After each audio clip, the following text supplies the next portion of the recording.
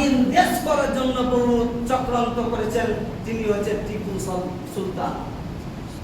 তিনিও ফাঁসির মঞ্চে ঝুলেছেন মুসলিম দ্বারা, তিনিও ফাঁসির মঞ্চে ঝুলেছেন। তাহলে মুসলিম এত কিছু করার পরও কেন আমাদেরকে তকমা দেওয়া হয় মুসলিম কি করেছে? কেন আমাদের উপর অত্যাচার করা হয়? কেন আমাদের উপর জুলুম করা হয়?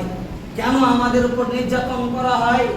তারা বলে যে মুসলিম কিছু করেনি, কিন্তু মুসলিম এমন এমন কাজ করে গেছেন যা মাথা নড়ে যাবে, ব্রেন নড়ে যাবে।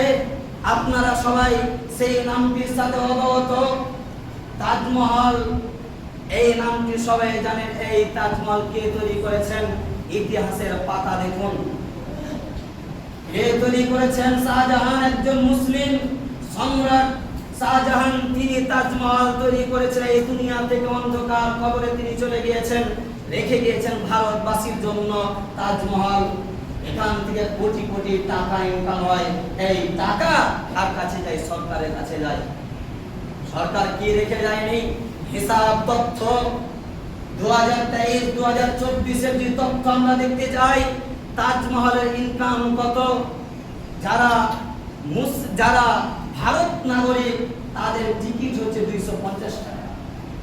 যারা বিদেশি অন্য দেশ থেকে তাজমহল দেখতে যাবে তাদের টিকিট হচ্ছে 1300 টাকা।